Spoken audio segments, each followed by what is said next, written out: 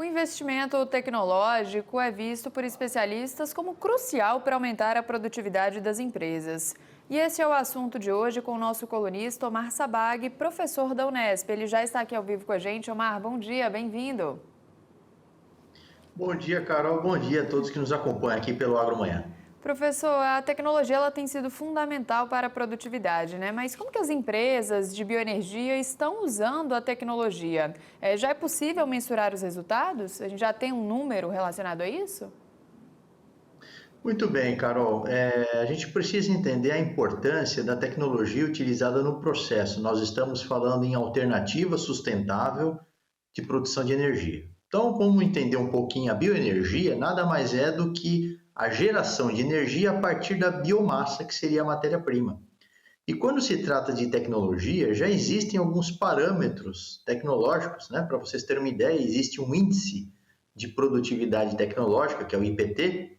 Ele varia numa escala entre 0 e 1, e neste segmento em específico, nós temos aí aproximadamente 0,7, em detrimento dos demais setores do agro que estão abaixo de 0,6. O que eu quero dizer com isso?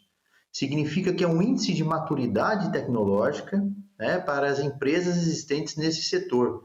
E isso é muito importante porque os processos são extremamente técnicos e rigorosos, né, ou seja, é uma gestão integrada. Então, quando a gente fala em tecnologia na produção de bioenergia, por exemplo, bioetanol de segunda geração, ou seja, eu estou produzindo, além do etanol da cana, eu produzo esse bioetanol de segunda geração a partir dos resíduos da cana, tá certo? E com isso eu vou aumentar a eficiência energética. Então, eu estou trabalhando com o conceito de sustentabilidade, com o conceito de economia circular. E sem dúvida, muitos dados já nos mostram aqui no país. Para vocês terem uma ideia, a bioenergia ela evita aproximadamente 64 milhões de toneladas de CO2. Isso segundo dados da Fundação Getúlio Vargas. Ou seja, nós estamos falando em sustentabilidade, nós estamos falando em descarbonização. Né? E também isso é uma forma de poder até mesmo diversificar a renda para produtores de uma determinada região. Por exemplo, a geração de biodiesel a partir de culturas oleaginosas, né, como soja, algodão, a mamona, por exemplo, ela é muito bem utilizada pelo seu baixo custo, ou seja, isso pode gerar atratividade a novos fornecedores em uma dada região, pensando na produção deste importante insumo, eu diria assim que seria o biodiesel. O próprio biometano, em se tratando da questão energética, ele também é um gás natural renovável a partir da purificação do biogás.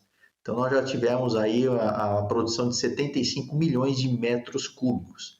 Então, cada vez mais a gente começa a observar o consumo anual, né? Ele é extremamente relevante para o nosso país. Se a gente for pensar numa década, né, de 2013 a 2023, nós tivemos um aumento de aproximadamente 170% no consumo anual de biodiesel no país. Professor, e quais tecnologias o senhor destacaria como as mais promissoras atualmente para aumentar a produtividade no campo, auxiliar o trabalhador também?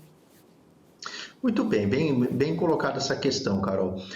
A partir do momento que a gente tem uma determinada cultura, nós temos que saber trabalhar com o manejo, não somente do campo em si, mas também na gestão de estoques, né? Pensando na melhoria dos insumos que são utilizados, nas etapas subsequentes do processo de produção.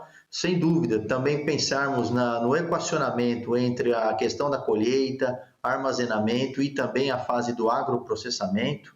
Lembrando que nós estamos falando no mercado bioenergético, né? Ou seja, a gente sabe da importância do produtor enquanto fornecedor, enquanto matéria-prima. A partir do momento que eu tenho uma matéria-prima, ela é agroprocessada para geração e diversificação da matriz energética brasileira. Então, com isso, eu vou estar favorecendo a redução de emissões e também fortalecer o que mais eu diria assim, nos deparamos, a necessidade no país, como o Brasil é um grande protagonista da importância do desenvolvimento rural sustentável. Então, se a gente for avaliar o nosso país, ele tem uma vasta biomassa, né? Inclusive ele lidera inovações não somente em biocombustíveis, mas também biogás e bioeletricidade. E tudo isso se resume a duas importantes palavras: crescimento econômico e eficiência energética. Professor, empresas que priorizam a inovação estão mais preparadas para enfrentar desafios futuros? Sem dúvida, a gente tem que partir do pressuposto que tudo tem que ter uma análise diagnóstica, tá bom? Então, a partir dessa análise diagnóstica, as empresas que trabalham supostamente com maior capital intensivo em tecnologia no sistema de produção, elas estarão mais preparadas. Por quê? Porque o mercado, de uma forma geral, ele está demandando cada vez mais a necessidade de combustíveis alternativos. E para isso nós temos um vasto potencial, não somente em pesquisa e inovação, mas também em aplicabilidade, se a gente for pensar em extensão territorial. Então, de uma forma geral, nós temos ciência, nós temos tecnologia, portanto, torna-se necessário cada vez mais o planejamento e a execução para que possamos cada vez mais alavancar o país, pensando na necessidade da bioenergia e cada vez melhor produzir mais com menos. Afinal, nós estamos falando em tecnologia, nós estamos falando em eficiência. E o Brasil ele precisa ser um protagonista, né, quando se trata dessas questões climáticas, quando se trata de questões relacionadas à sustentabilidade no campo, que é um dos setores mais expressivos de nossa economia. Pois é, professor, e quando a gente fala de tecnologia, são inovações, são equipamentos caros, né? Como pequenos e médios produtores podem ter acesso a essas inovações tecnológicas? Muito bem, Carol. Eu sempre costumo dizer o seguinte: a tecnologia ela pode ser acessível desde que haja uma organização coletiva. Tá?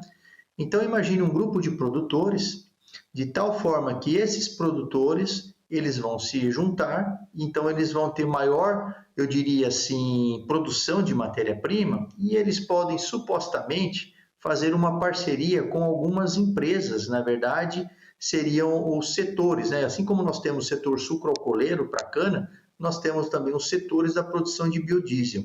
Inclusive, existem algumas políticas públicas que incentivam a esses produtores, né, pensar aí no uso de tecnologias para a produção aí de energia sustentável, ou seja, então existem algumas políticas que incentivam e que na verdade fortalecem essa relação entre pequenos produtores de forma, eu diria assim, organizada, né, pensando numa organização coletiva e essa relação direta com essas empresas do setor produtivo. Né? Afinal de contas, não faz sentido eu ter uma produção sem ter a matéria-prima. Então, e muitas vezes essas empresas que fazem o agroprocessamento, não necessariamente elas têm eu diria assim, uma área própria de produção de matéria-prima. Então, faz-se necessário esse estabelecimento para que haja essa relação mútua entre o produtor e essas empresas, evidentemente, do agronegócio. Então, na verdade, todos ganham. É uma relação que nós chamamos ganha-ganha. Ou seja, mas para isso o produtor ele precisa, evidentemente, estar adequado a determinadas normas, né? Nós estamos falando aí de um checklist quando se trata de certificação. Essas empresas, muito supostamente, elas têm uma certificação ambiental, então, em função de tudo que elas produzem, também deve ter uma contrapartida à qualidade da matéria-prima na qual é processada. Professor, e na sua visão, né, o futuro do agro depende da automação, da inteligência artificial? Qual que é a sua visão assim, quando a gente fala de perspectiva de futuro aí há 5 anos para frente? Muito bem, Carol. Eu vejo que é cada vez mais necessário a introdução de novas ferramentas. Quando se fala em inteligência artificial, nós estamos falando em desenvolvimento, eu diria assim, de novos patamares para o agronegócio. Ou seja, são ferramentas preditivas, que na verdade eu não estou falando apenas de drones, de equipamentos, mas também de softwares de gestão.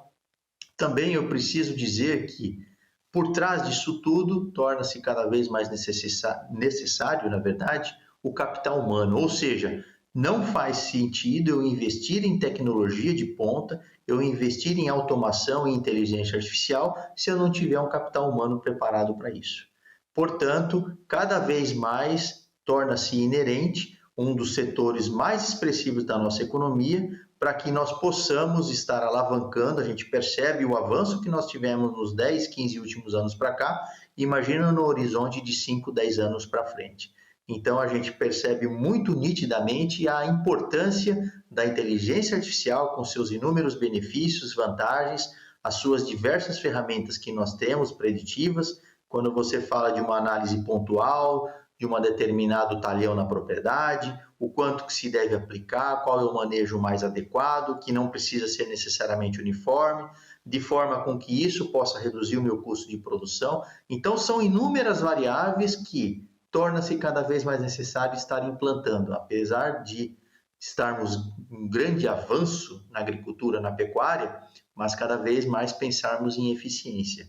E isso é o que vai nos tornar aí líderes globais, não somente na produção, mas também continuar aí na exportação de principais commodities que nós temos. É isso, professor Omar Sabag. Obrigada pela participação, pela disponibilidade. Algo mais a acrescentar? Não, Carol, eu só gostaria de desejar um ótimo dia para todos, um abraço. Eu não sei como é que está aí em Brasília, mas aqui já está um frio gostoso por aqui, tá bom? Olha, por aqui também tá, viu, professor? Bom para ficar em casa, quietinho. Um abraço para você também, viu? Tchau, tchau.